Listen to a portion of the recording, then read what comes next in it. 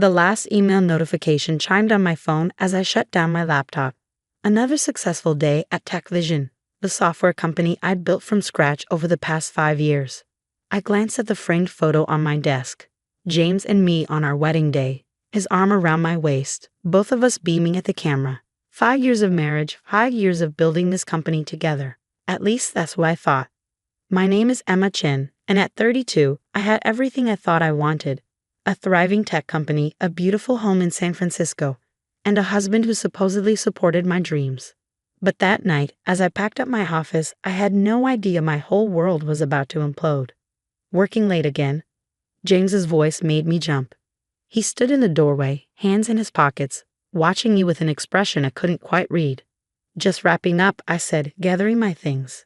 The new client presentation went well. They're excited about the security features we've added to the platform. He nodded, but something felt off. James had been acting strange lately, distant, secretive. I brushed it off as stress from work, but tonight felt different.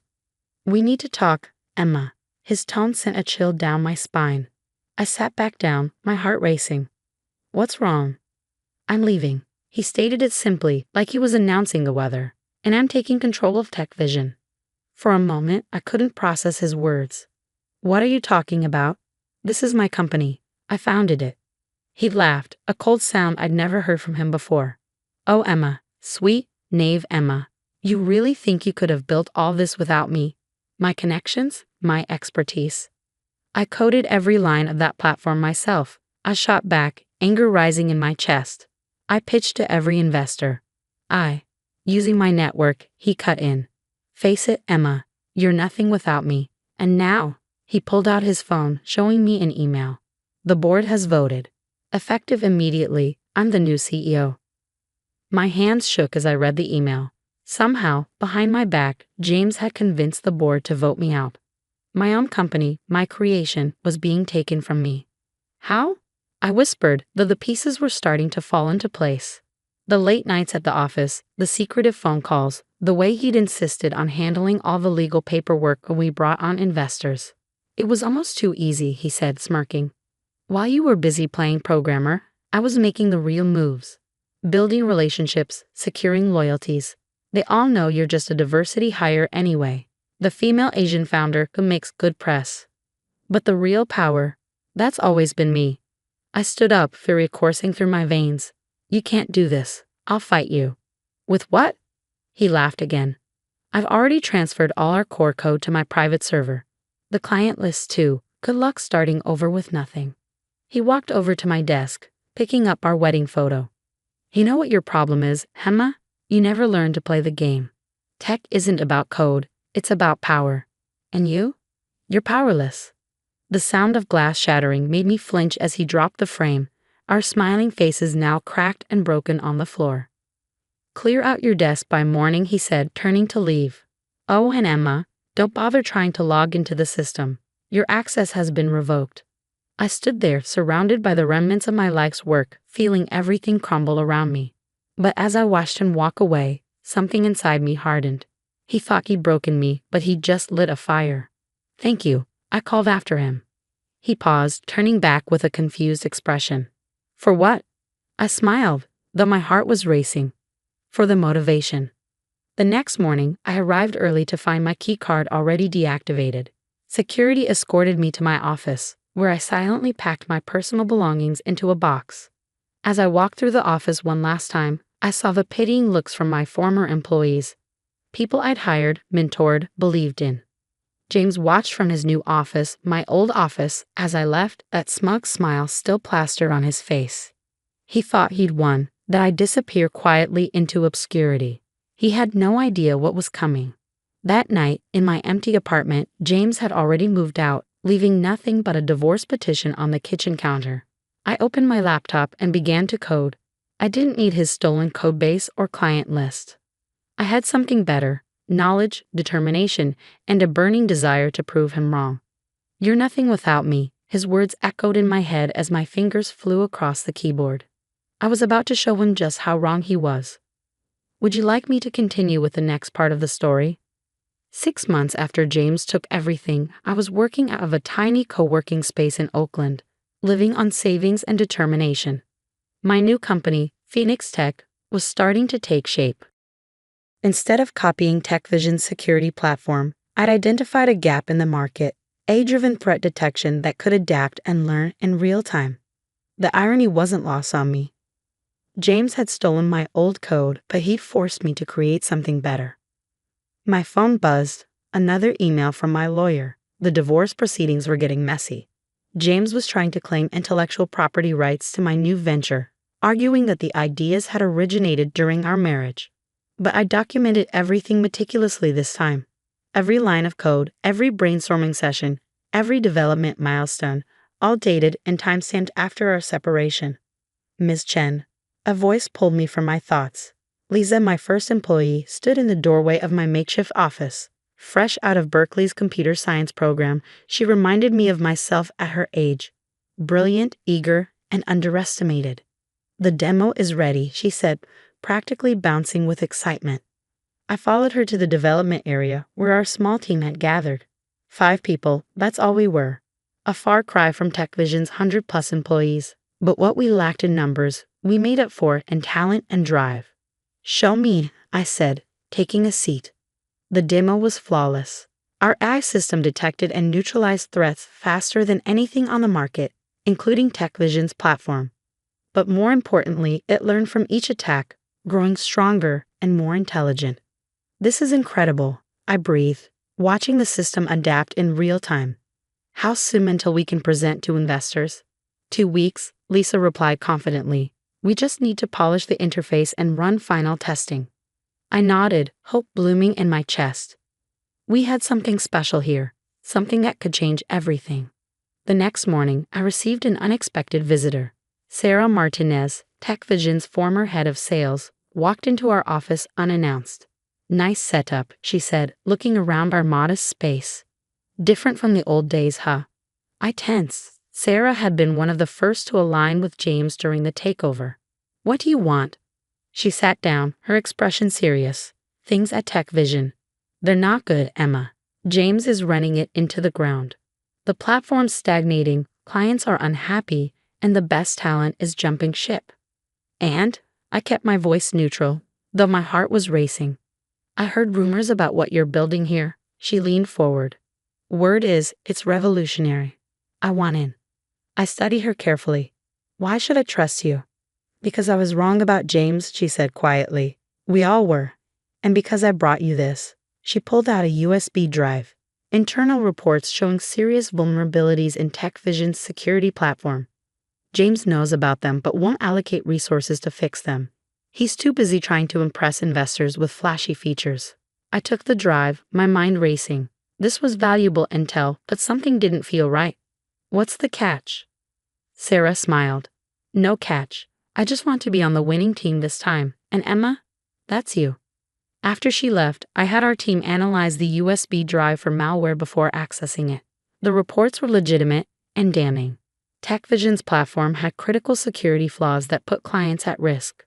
I stayed late that night, wrestling with what to do. The ethical thing would be to alert TechVision's clients about the vulnerabilities. But James would find a way to bury it, and it would tip our hand too early. No, I needed to be smarter. Strategic. I called an emergency team meeting the next morning. We're accelerating our timeline, I announced. I want us ready for demo day in 1 week. 1 week? Lisa's eyes widened. But we haven't finished testing. Then we work around the clock, I said firmly. Trust me, our window of opportunity is now. The next 7 days were a blur of coding, testing, and refining. We practically lived in the office, surviving on coffee and takeout. But watching my team push themselves, seeing their dedication, I knew we had something special. The night before our first major investor presentation, I received another unexpected visit. This time, it was Marcus Wong, one of Silicon Valley's most influential venture capitalists. Impressive space, he said, his tone slightly sarcastic as he took in our humble office. We prefer to invest in product rather than appearances, I replied coolly. He smiled. James told me you'd say something like that. My blood ran cold. You're in contact with my ex-husband. He suggested I stop by, Marcus said, examining his expensive watch. Wanted me to see what you're working with, or rather, what you're not working with. I stood up, anger coursing through me. If you're here to mock us, you can leave. On the contrary, he said, his expression shifting. I'm here because James is worried. He's been trying to block your meetings with potential investors, spreading rumors about you. And when someone that powerful is trying that hard to stop something, he smiled. Well, it usually means there's something worth seeing. I studied him carefully. And what exactly do you want to see? Everything, he said simply. Show me what's got James Chen running scared. For the next 2 hours, I walked Marcus through our platform. I showed him the AI's learning capabilities, the adaptive security features, everything we built from scratch. When we finished, he sat back, silent for a long moment. How much are you looking to raise? He finally asked. 5 million, I replied, for 20% equity. He shook his head. Not enough. You need to think bigger. He pulled out his phone, typing quickly. I'm transferring 10 million right now for 15%. I stared at him stunned. Why? Because revenge is a powerful motivator, he said, standing up. But what you've built here, this isn't about revenge anymore. This is about revolution. As he walked out, my phone buzzed with a transfer notification. $10 million. Enough to scale, to hire, to finally compete with TechVision on equal footing. I immediately called Lisa. Get the team in here. We're going shopping for a real office. The next morning, as we packed up our little space in Oakland, I found our first whiteboard covered in early sketches and ideas. At the top, in my handwriting, nothing without him. Watch me. I smiled, taking a photo before erasing it. Phase 1 of our journey was over. Phase 2 was about to begin. With Marcus Wong's investment, Phoenix Tech transformed overnight. We moved into sleek offices in downtown San Francisco, hired top talent, and accelerated our development timeline. But the real game changer came 3 months later when the cybersecurity world was rocked by a massive data breach. TechVision's platform had failed catastrophically. A vulnerability, the same one Sarah had warned me about, left dozens of major corporations exposed. Client data was compromised, stock prices plummeted, and the tech media was having a field day. I was in a meeting when James called. What did you do? He demanded, his voice shaking with rage. I didn't do anything, I replied calmly. Your platform's vulnerabilities did this to you. You knew about them. You could have warned us. Like you warned me before stealing my company? I couldn't help the satisfaction in my voice. Besides, I did try to warn you.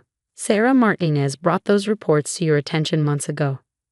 His silence told me everything.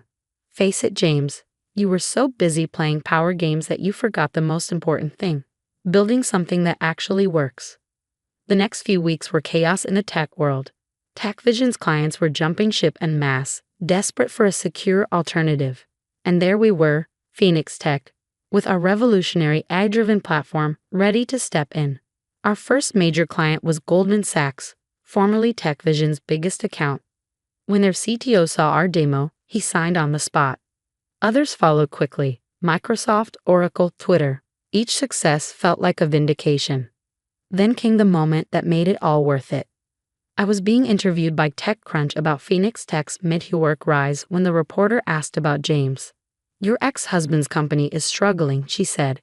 Any comment on TechVision's recent troubles? I smiled, thinking of that night in my office when he told me I was nothing without him. Innovation doesn't come from power plays or corporate politics, I said. It comes from passion, determination, and the willingness to start over when necessary. TechVision forgot that. We didn't. The article went viral. Within hours, Phoenix Tech's valuation hit $1 billion. We were officially a unicorn. That evening, as I stood in my new office overlooking the bay, Lisa knocked on my door. There's someone here to see you. It was James. He looked different, tired, defeated. The arrogance was gone from his stance. I'm selling TechVision, he said without preamble. I raised an eyebrow, and you're telling me this because the only serious offer is from Cisco, and they want you to run it. He laughed bitterly. Ironic, isn't it? They want to merge it with Phoenix Tech, under your leadership. I let his words sink in. Everything had come full circle. You know what the funny thing is, James? I said, walking to the window. None of this would have happened if you hadn't betrayed me, You gave me the greatest gift possible, the motivation to build something better. He stared at me, realization dawning in his eyes. You planned this. All of it. No, I corrected him. I just worked harder than you, built better products than you, led better than you. Everything you accused me of not being able to do without you. I did it, and I did it better. After he left, I called an all-hands meeting, looking out at my team, now over 200 strong. I felt a surge of pride. Phoenix Tech started as one woman's revenge story, I told them. But it's become something much bigger. We're not just a company. We're proof that sometimes the best success stories start with someone telling you you'll fail. 2 weeks later, I signed the acquisition papers. TechVision, the company that had once been stolen from me, was now a division of Phoenix Tech. The price tag? $500 million, a fraction of our valuation. James's name wasn't anywhere on the new organizational chart. That night, as I packed up my old wedding photo, the one he'd shattered, I finally felt at peace. The broken glass had been replaced, but I kept it as a reminder, not of what I'd lost, but of what I'd gained: strength, independence, and the knowledge that I was never nothing without him. I was everything without him. And I was worth more than any revenge. As news of the acquisition spread through Silicon Valley, I received hundreds of messages from women in tech, sharing their own stories of being underestimated and overlooked. Each one reinforced what I'd learned. Success isn't about proving others wrong, it's about proving yourself right. Phoenix Tech continued to grow, expanding into new markets and technologies. We launched a foundation supporting women in STEM, offering scholarships and mentorship programs. The girl who'd once been told she was nothing was now helping others become something extraordinary. And James? Last I heard, he was trying to launch another startup. But Silicon Valley has a long memory, and some bridges, once burned, stay that way. As for me, I keep that broken wedding photo in my desk drawer. Not because I need it anymore, but to remind myself and others of an important truth. Sometimes the people who try to break you end up making you unbreakable. That's the thing about phoenixes. They don't just rise from the ashes, they soar.